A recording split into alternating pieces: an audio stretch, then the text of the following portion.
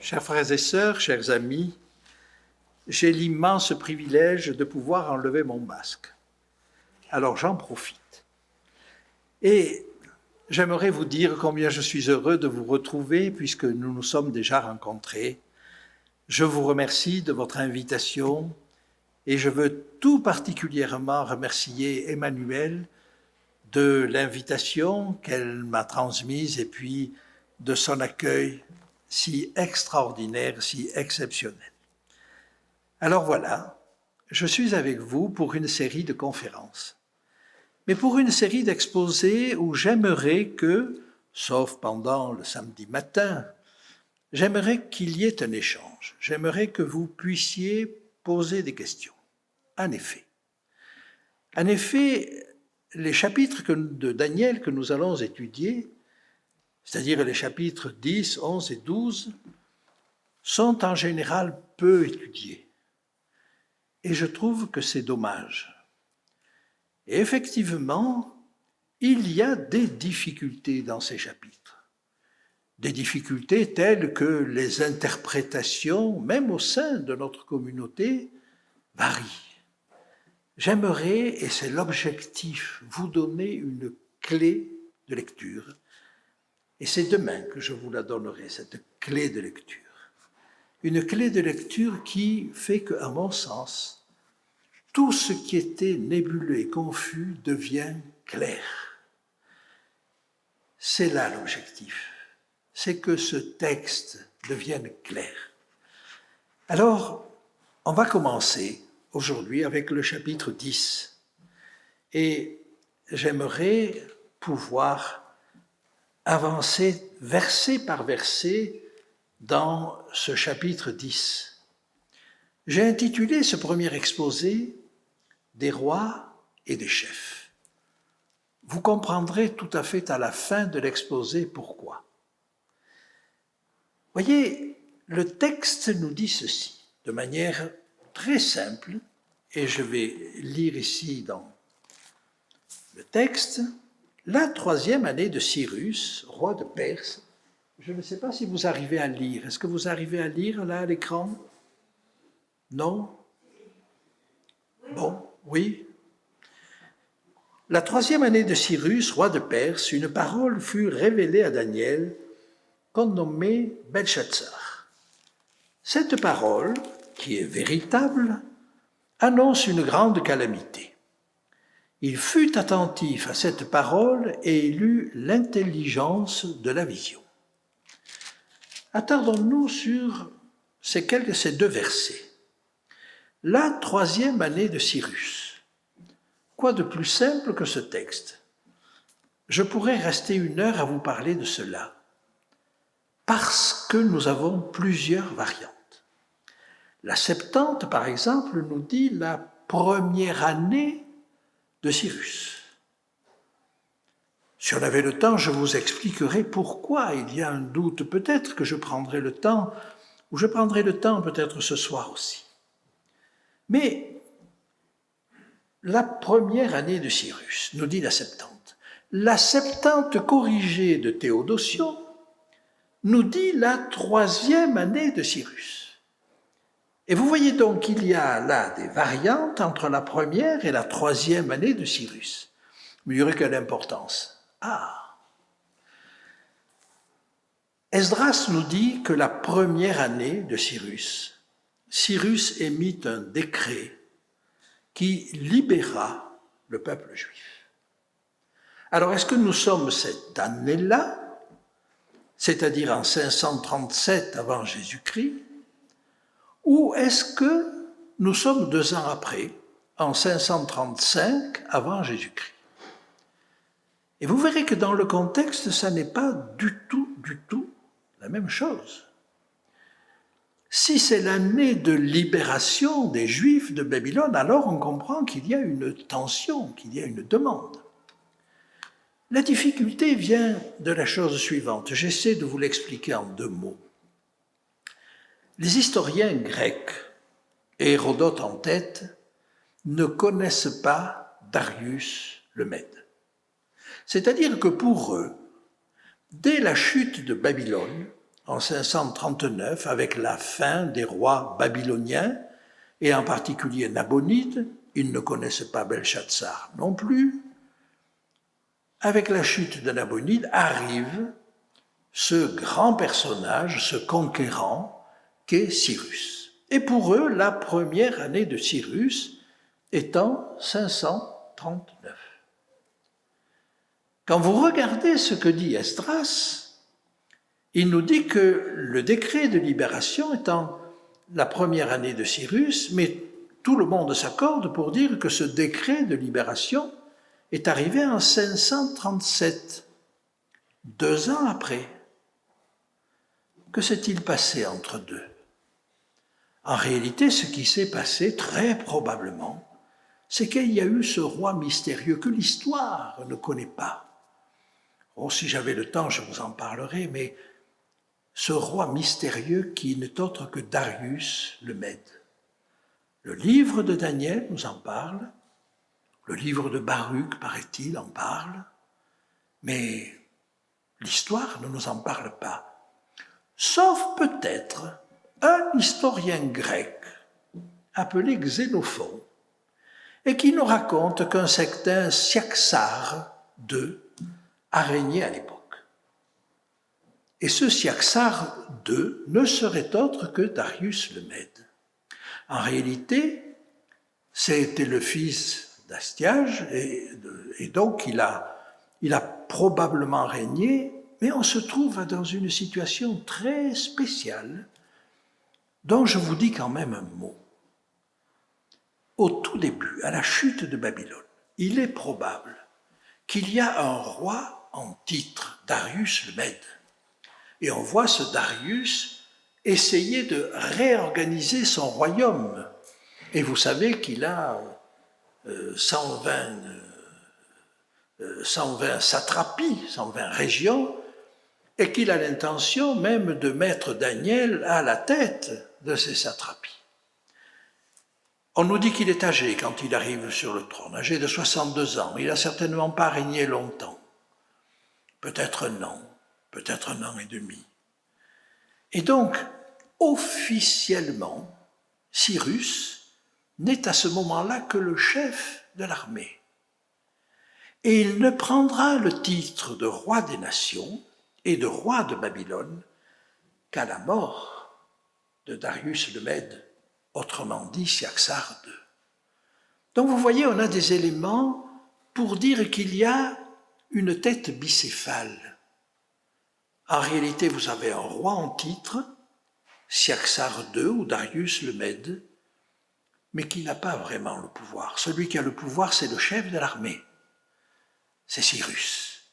Et il est à la fois le neveu et le gendre de Cyaxare. Alors il ne cherche pas à lutter contre son oncle, c'est-à-dire son beau-père, parce qu'il sait que Cyaxare ou Darius le Mède n'a pas d'héritier mâle, et que donc, quand il va mourir, il va récupérer l'Empire, d'autant que Cyaxare le lui a donné par dot quand il lui a donné sa fille. Voilà, si vous voulez, un petit peu la situation. Et voilà pourquoi certains vont faire démarrer le règne de Cyrus de 539 à la prise de Babylone, et d'autres vont le faire démarrer en 537, 2 ans plus tard, date à laquelle on sait que Cyrus a donné ce décret de libération des Juifs. Vous avez là le contexte historique, ce qui va me permettre d'avancer un petit peu dans ce texte-là. Alors une parole lui fut révélée. Étonnant. Daniel a eu des visions, mais là, ça n'est pas une vision, c'est une parole qui lui est donnée. Et quand vous regardez l'essence, l'essentiel de cette dernière vision, entre guillemets, c'est le chapitre 11. Et ça n'est pas une vision, c'est une parole. C'est-à-dire, c'est une explication. Curieusement, alors que c'est une explication, alors qu'il n'y a pas de symbole, c'est la partie la plus difficile à expliquer. À se demander si quand il y a des symboles, on n'a pas cette aisance d'interpréter les symboles comme on le veut, alors que quand il y a un texte précis, c'est plus difficile. Et il nous a dit cette parole qui est véritable. Pourquoi qui est véritable? Rappelez-vous, lors de sa première vision, Daniel 7, vous rappelez-vous la question de Daniel après sa vision des 4 animaux? Il l'interroge et il demande ce qu'il y a de vrai dans cette vision. Tellement c'est étonnant. Alors là, on le lui dit. C'est une parole véritable. Ce n'est pas la peine de poser la question, qu'est-ce qui est vrai? C'est vrai. C'est véritable. Et Daniel, comme nommé Belshazzar, cette parole qui est véritable, annonce une grande calamité. Le mot qui est employé là en hébreu, c'est tsaba. Tsaba, le sens premier, c'est une armée. Mais qui dit armée, vous vous en doutez, dit combat, dit guerre. Et qui dit guerre, dit calamité. C'est donc un sens dérivé que nous avons ici. Le contexte nous amènera à penser qu'en réalité, le sens qui convient ici, c'est un grand combat. Il y a un grand combat. Et l'enjeu de notre étude ce matin, c'est de se dire, mais quel est ce grand combat? Est-ce que nous allons le comprendre? Parce que Daniel nous dit, le texte nous dit qu'il fut attentif à cette parole. La racine hébraïque employée là, c'est bin, c'est-à-dire la racine du discernement. En d'autres termes, Daniel eut le discernement de cette parole. Il n'a pas simplement été attentif, il a compris. Et le texte semble nous dire que ce discernement de la parole lui a donné, on dit l'intelligence, mais c'est la même racine, lui a donné le discernement de la vision. Là encore, le mot vision, c'est marée. Vous avez 2 mots en hébreu pour exprimer la vision. Chazon, qui est le mot habituel, et puis un mot plus spécial, plus particulier, qui est marée.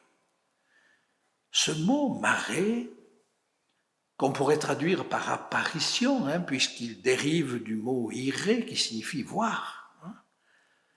Cette apparition, ce mot-là, marée, est employé dans toute la Bible avec 2 sens, le sens d'aspect, de ressemblance, mais quand il signifie vision, il s'agit toujours d'une vision divine, d'une apparition divine. En d'autres termes, si vous voulez, d'une théophanie.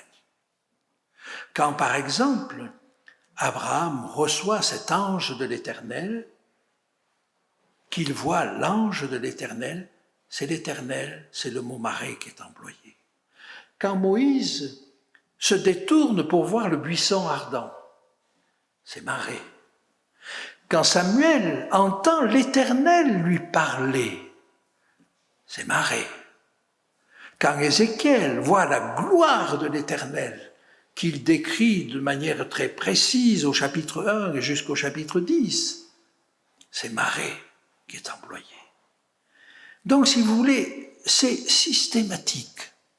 Et vous allez voir, ça va nous servir.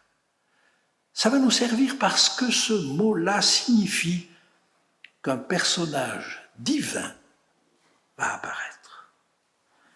Avançons maintenant dans ce texte.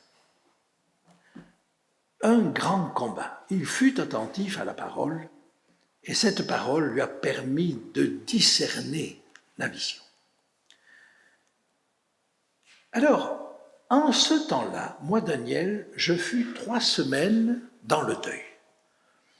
3 semaines, littéralement 3 semaines de jours. Pourquoi 3 semaines de jours? Ça n'est pas habituel, même en hébreu, de préciser 3 semaines de jours. Mais rappelez-vous, au chapitre 9, il était question de 70 semaines. Et à mon avis, Daniel a compris que c'était des semaines d'années et Et par conséquent, il précise au chapitre 10, ce sont 3 semaines de jours.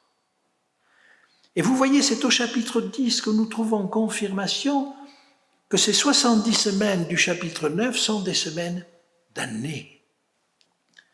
Donc 3 semaines de jours. Et ensuite, on nous dit qu'il est dans le deuil. Alors dans le deuil, le terme signifie plutôt qu'il est dans une lamentation suppliante, dans une supplication intense. Il est probable qu'il prend, comme on le dit habituellement, le sac et la cendre. Mais ça ne veut pas forcément dire qu'il a perdu un proche, mais il est dans une intense supplication. Bien, avançons. Et il nous est dit, je ne mangeai aucun mets délicat, il n'entra ni viande ni vin dans ma bouche, et je ne m'oignis point jusqu'à ce que les 3 semaines fussent accomplies. Au passage, il répète 3 semaines de jours. Donc, il est resté 3 semaines dans cet état, à prier intensément. Pour mesurer l'importance de ce qu'il a demandé à Dieu, je vous invite à regarder la suite. Le 24e jour du 1er mois, j'étais au bord du grand fleuve qui est le Hiddekel, c'est-à-dire le Tigre. Le 24e jour du 1er mois. S'il a commencé 21 jours plus tôt, le 4e jour du 1er mois, ça veut dire qu'il a passé la Pâque. Or, à Pâques, on mange l'agneau. Et il nous dit en clair qu'il n'a pas mis de viande dans sa bouche. C'est-à-dire que je ne sais pas comment il a célébré la Pâque, mais sa prière était telle qu'elle a pris le pas sur la célébration de la Pâque. Et vous imaginez, pour un juif qui observe la loi, qui observe les règles, il s'agit là de quelque chose d'extrêmement important. J'aimerais souligner par ces quelques éléments la gravité, l'intensité de sa demande. Vraiment, Daniel est dans une intense demande. Mais que peut-il demander? Quel est l'objet de sa demande?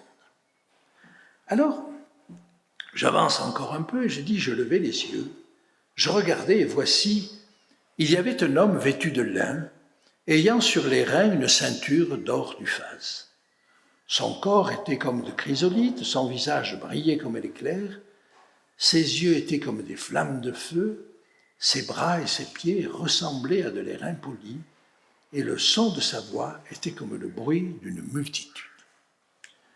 Je ne sais pas si ce texte évoque pour vous quelque chose, mais c'est le prologue de l'Apocalypse. C'est le chapitre 1er de l'Apocalypse. Laissez-moi vous lire ce chapitre 1er. Je vis au milieu des 7 chandeliers quelqu'un qui ressemblait à un fils d'homme, vêtu d'une longue robe, ayant une ceinture d'or sur la poitrine. Sa tête et ses cheveux étaient blancs comme de la laine blanche, comme de la neige. Ses yeux étaient comme une flamme de feu. Ses pieds étaient semblables à de l'airain ardent, comme s'il eût été embrasé dans une fournaise. Et sa voix était comme le bruit des grandes eaux. Il avait dans sa main droite 7 étoiles, de sa bouche sortait une épée aiguë à 2 tranchants, et son visage était comme le soleil lorsqu'il brille dans sa force. L'Apocalypse nous donne un peu plus de détails, mais vous avez certains éléments qui sont copiés-collés. Or, dans l'Apocalypse, quel est le personnage qui apparaît, vêtu comme un sacrificateur, circulant au milieu des 7 chandeliers, c'est-à-dire dans le lieu saint, qui évoque le chandelier à 7 branches? Mais c'est Jésus. La suite du texte nous dit qu'il est mort et qu'il est ressuscité. Donc, on n'a pas de doute là-dessus. Vous allez voir que Daniel, lui aussi, va éliminer tout doute. Mais la vision qu'a Daniel à ce moment-là, le 24e jour du 1er mois, c'est la vision de Jésus-Christ. Plus tard, vous le verrez, ce personnage s'appelle Michaël. Que veut dire Michaël? Qui est semblable à Dieu? Non pas tout à fait celui qui est semblable à Dieu, mais son nom est une question. C'est une question. Mais qui donc est semblable à Dieu? Et on le trouve aux prises avec l'ennemi. C'est l'ennemi qui a dit « Je serai semblable au Très-Haut ». Et la réponse de Michaël dans son nom, ça n'est pas de dire « Non, non, c'est pas toi qui es semblable au Très-Haut, c'est moi qui suis semblable au Très-Haut ». On pourrait l'interpréter comme ça, mais ça n'est pas ça. Tu dis que tu es semblable au Très-Haut, mais qui peut prétendre être semblable au Très-Haut? Et vous voyez, même dans son nom, même dans son interrogation à Satan, Jésus n'est pas agressif. Mais qui peut oser se prétendre semblable au Très-Haut? Lui-même n'a pas regardé comme une proie à arracher, à être égal à Dieu. Mais il interpelle Satan. Son nom interpelle Satan. Et son nom est une aide pour chacun d'entre nous. Quand quelqu'un me dit de faire quelque chose qui est contraire à ce que me dit Dieu, mais qui peut prétendre être semblable à Dieu pour me dire quelque chose de contraire à ce que dit Dieu? Alors laissez-moi avancer. Et Daniel explique, moi je vis seul la vision, et les hommes qui étaient avec moi ne la virent point, mais ils furent saisis d'une grande frayeur, et ils prirent la fuite pour se cacher. Je restai seul, et je vis cette grande vision. Les forces me manquèrent. Mon visage changea de couleur. Il fut décomposé, et je perdis toute vigueur. J'entendis le son de ces paroles, et comme j'entendais le son de ces paroles, je tombai, frappé d'étourdissement, la face contre terre. Et vous voyez, ce que Daniel nous décrit ici, c'est très exactement ce que nous décrit Saul sur le chemin de Damas. C'est exactement ce que nous décrit Ézéchiel lors de sa vision de la gloire de l'Éternel. C'est l'expérience d'Ésaïe, au chapitre 6 du livre d'Ésaïe, lors de la vocation d'Ésaïe. Tous ceux qui se sont trouvés en face de ce personnage ont été terrassés de la même manière. Mais voyez-vous, ce même personnage va les relever. L'objectif de Dieu n'est pas d'avoir des rampants devant lui.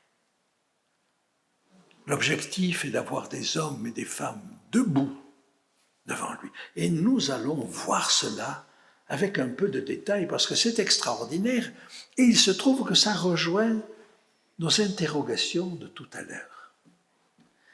Et voici une main me toucha, et secoua mes genoux et mes mains. Puis il me dit, Daniel, homme bien-aimé, sois attentif aux paroles que je vais te dire, et tiens-toi debout à la place où tu es, car je suis maintenant envoyé vers toi. Et lorsqu'il m'eut ainsi parlé, je me tins debout en tremblant.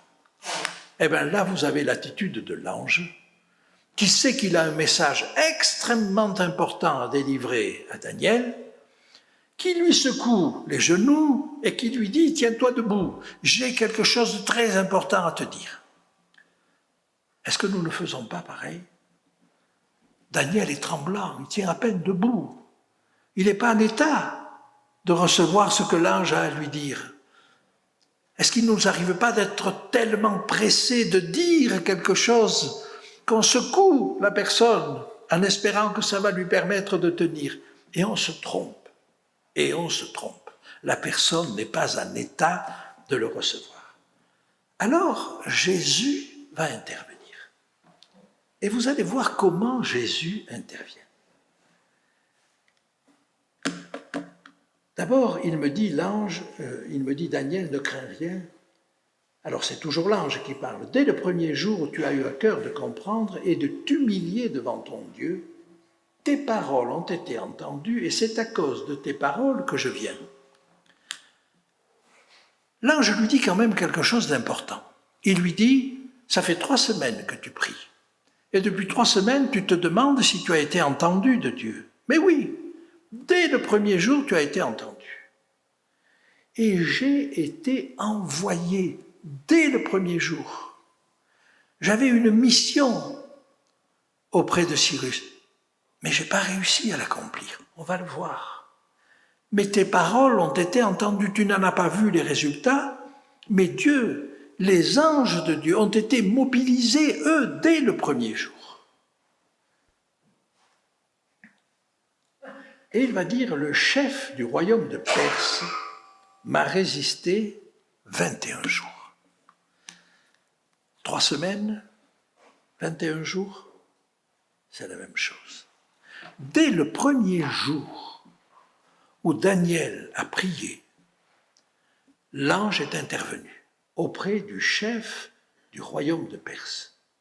Et pendant 21 jours, ça a bagarré. Et Daniel a continué à prier, mais il n'a pas vu le résultat. Et comme cet ange n'y arrivait pas, alors il dit, voici Michaël, l'un des principaux chefs, est venu à mon secours. Et je suis demeuré là auprès des rois de Perse. Michaël, l'un des principaux chefs, vous reconnaissez Michaël. Michaël, c'est le personnage que Daniel vient de voir en vision, et qui, au bout de 3 semaines, est venu prêter main forte à l'ange pour l'aider dans sa mission. Michaël. Michaël, je vous ai dit qui c'était. On le rencontre 3 fois, Michaël, dans la Bible. Dans Daniel, ici, Daniel 10, on le retrouve au chapitre 12, au verset 1er. Et puis on le retrouve aussi comme l'archange Michaël, en Apocalypse 12. Et on voit que là, il est aux prises avec Satan, puisque Michaël et ses anges luttent contre Satan et ses anges. Et puis on le retrouve également dans Jude. Et là aussi, on le retrouve aux prises directes avec Satan. Donc vous voyez, Michaël, c'est le nom de guerre de Jésus, quand il est directement aux prises avec Satan. Et c'est pour ça que je vous disais que son nom est une action contre Satan. Mais qui donc est comme Dieu? Voilà la réponse qu'il fait à Satan. Alors, le chef du royaume de Perse m'a résisté 21 jours, mais voici Michaël, l'un des principaux chefs, est venu à mon secours, et je suis demeuré là auprès des rois de Perse. Notons qu'il est resté là auprès des rois de Perse, au pluriel. Le roi de Perse, le premier, c'est Cyrus. Mais il est important de noter que sa mission ne sera pas terminée. Sa mission va se prolonger pour tous les rois de Perse. Et si cet ange n'est autre que Gabriel, on le trouve à travers l'Apocalypse, sa mission s'est encore prolongée auprès de Marie. Donc vous voyez, la mission de Gabriel n'a pas duré que 200 ans, à peu près la durée de l'Empire perse, mais bien davantage. Alors, pendant 21 jours, il s'est joué dans le cœur de Cyrus un combat acharné. Bien, je continue. Le personnage que Daniel vient de voir, c'est Michaël. Mais vous voyez que l'ange se tient auprès des rois de Perse. Notez bien qu'il n'est pas en combat apparemment. Ah, ça va nous permettre d'aller de l'avant. Alors je continue. Je viens maintenant pour te faire connaître ce qui doit arriver à ton peuple dans la suite des temps, car la vision concerne encore ces temps-là. Donc l'ange annonce clairement à Daniel que ce qu'il a à lui dire concerne le peuple. Je vous rappelle très rapidement que la première vision, la vision du colosse au pied d'argile dans Daniel, elle était destinée à Nebuchadnezzar. C'est la vision pour un roi. La deuxième vision, celle des 4 animaux qui émergent de la mer, c'est la vision pour un prophète, c'est pour lui. La troisième vision, celle du chapitre 8, expliquée par le chapitre 9, est centrée sur le sanctuaire. c'est la vision pour un sacrificateur. Mais là, la quatrième, celle que nous étudions et celle que nous allons étudier toute cette semaine, c'est la vision destinée au peuple. C'est la vision qui est destinée à vous, à nous tous, pour savoir où nous en sommes dans l'histoire.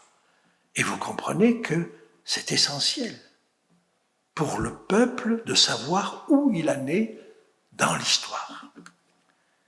Tandis qu'il m'adressait ces paroles, je dirigeais mes regards vers la terre et je gardais le silence.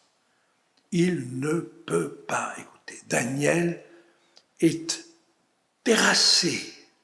Il s'est redressé sous la stimulation de l'ange, mais il n'est pas en état de recevoir le message. Et là, maintenant, regardez comment Jésus va s'y prendre. Et voici quelqu'un qui avait l'apparence des fils de l'homme. Ah, ça vous dit quelque chose? Quelqu'un qui avait l'apparence des fils de l'homme. Voilà Jésus. Toucha mes lèvres. Première action. Il touche ses lèvres pour lui permettre de parler. Et là, vous voyez que nous sommes tout à fait dans ce que nous disions ce matin.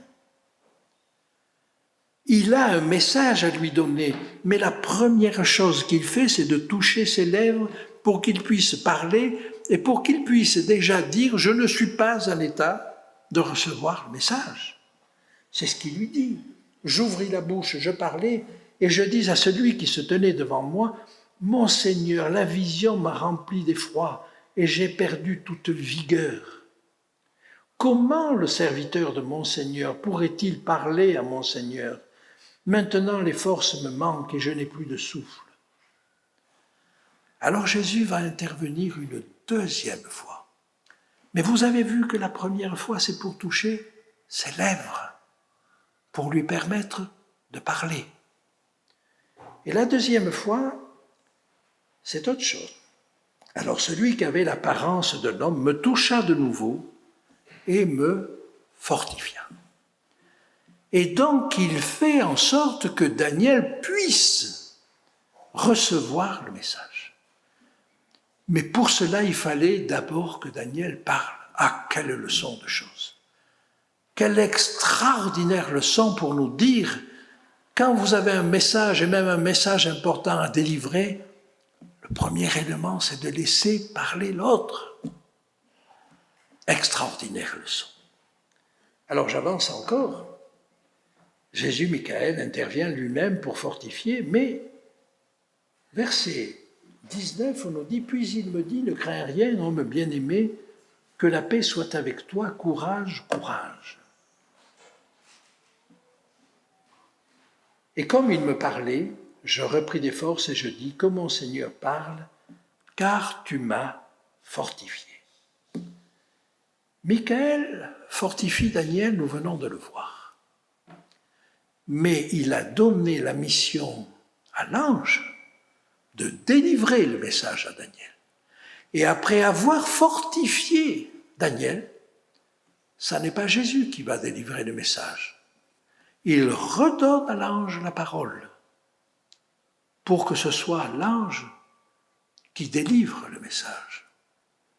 Mais quelle leçon d'humilité même de la part de Dieu! Il a donné une mission, il va faire en sorte que la personne, que l'ange qui est mandaté pour cela, aille jusqu'au bout de sa mission.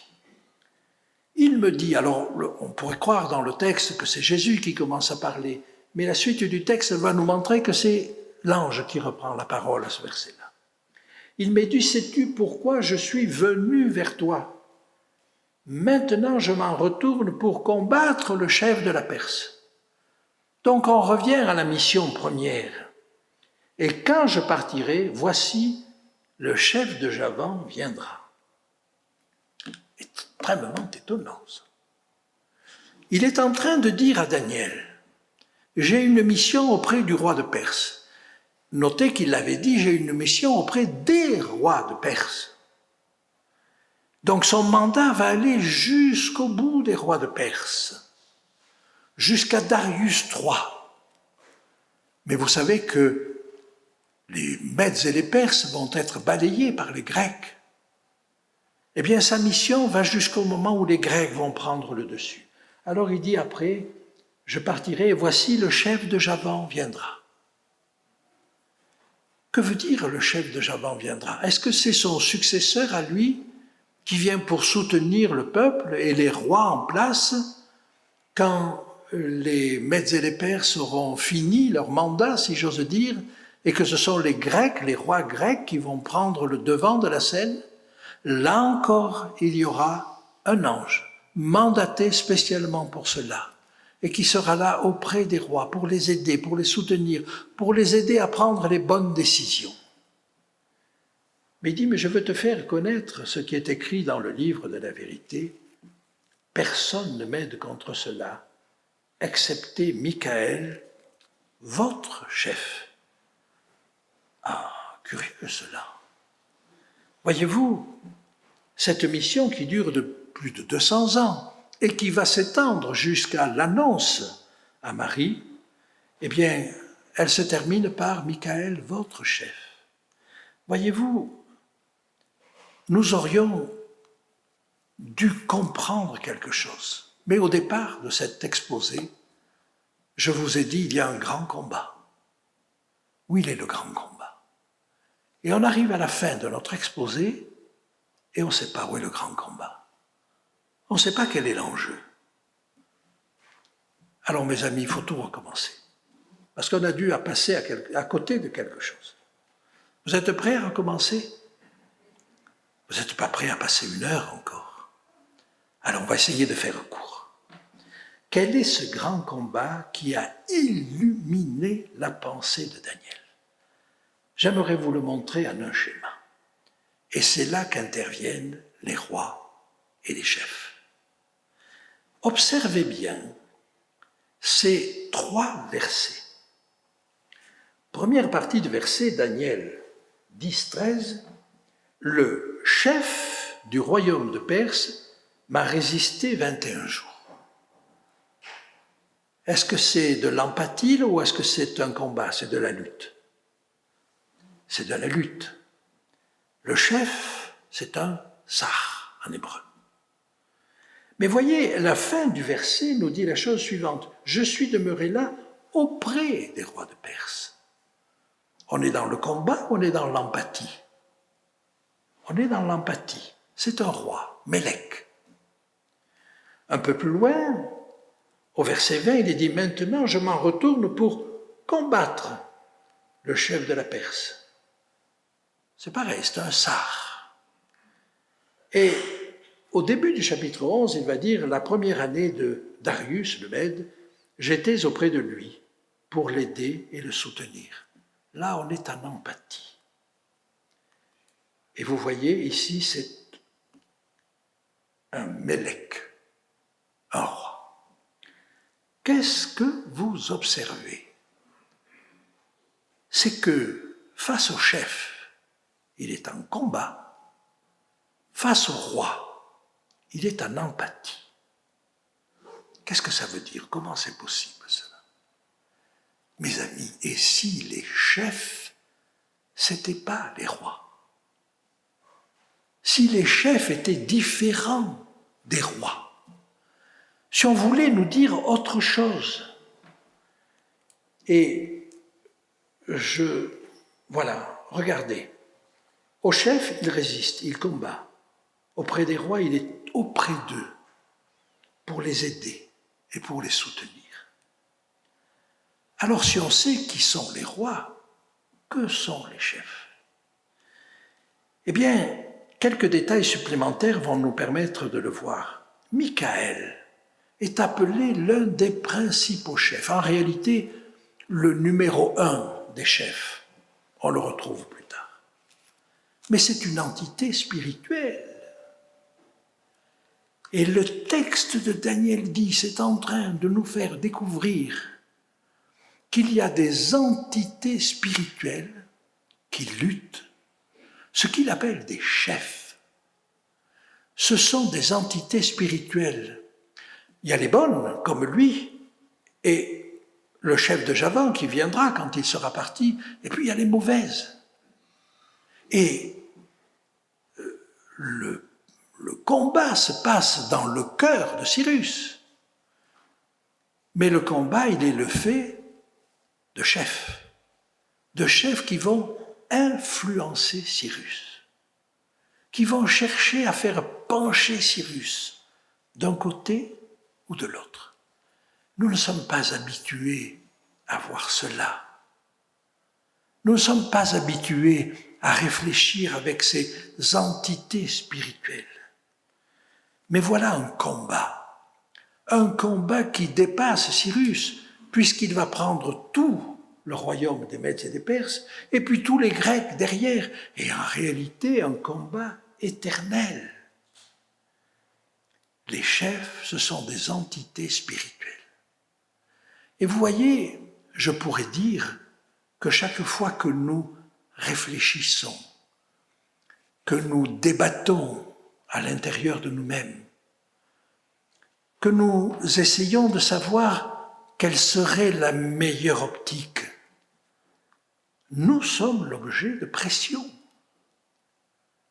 Oh, je sais bien qu'on dit quand je délibère, les jeux sont faits.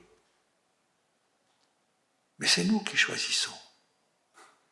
Et c'est nous qui choisissons en fonction de ce qui nous est proposé, de ce qui est proposé à notre pensée.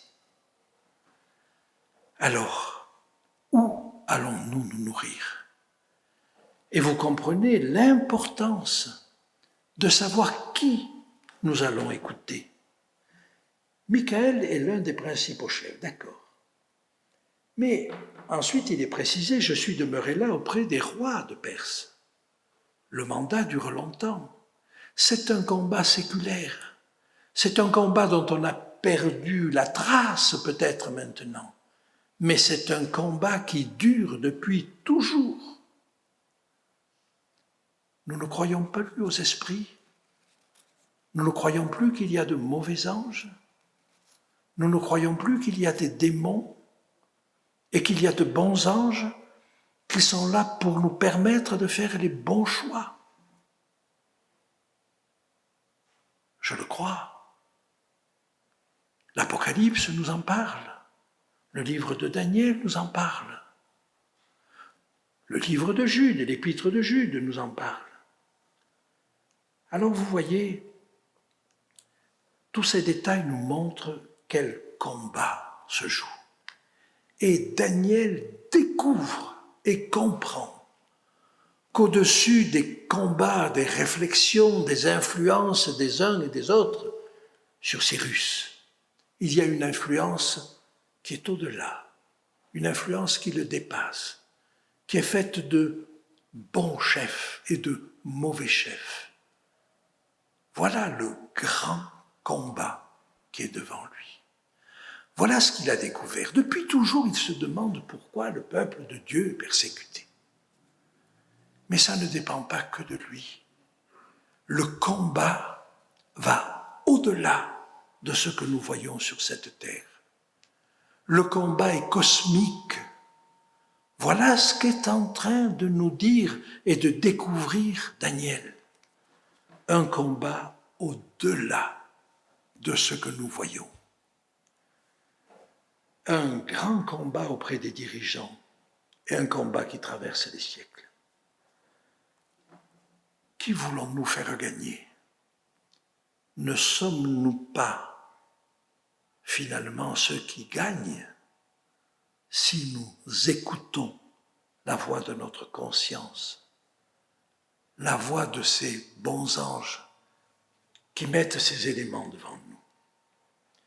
Voyez, j'aimerais vous faire comprendre la chose suivante et je terminerai par là.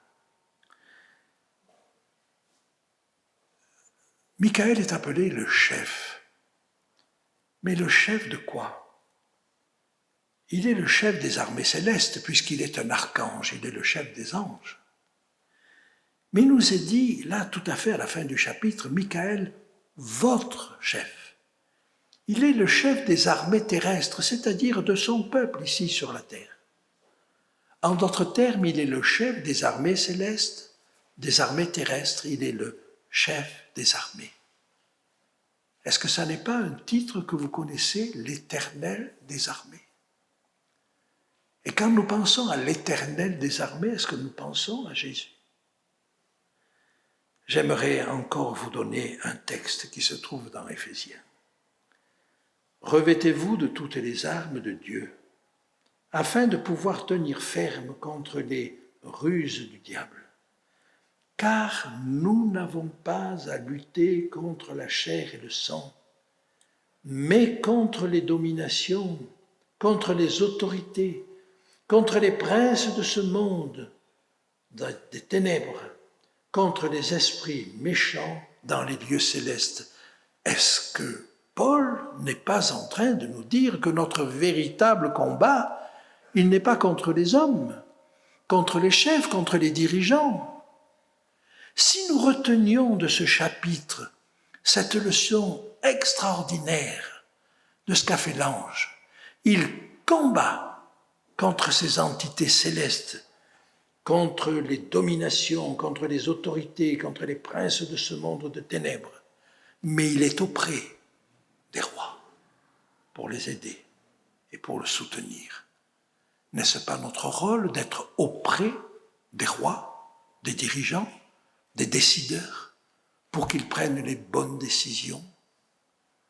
Je le crois. Et je crois que ce qu'a fait l'ange, là, au chapitre 10 de Daniel, c'est ce qu'il nous invite à faire tous dans notre vie de tous les jours. Quelle leçon extraordinaire dans ce chapitre 10, mes amis. Comment réaliser cela? J'ai envie de vous dire que si ce texte de Daniel nous donne un panorama extraordinaire de l'histoire, et nous le verrons toute cette semaine, il nous donne des indications pratiques, utiles pour notre vie de tous les jours. Que Dieu nous aide à les discerner et à les mettre en pratique. Amen.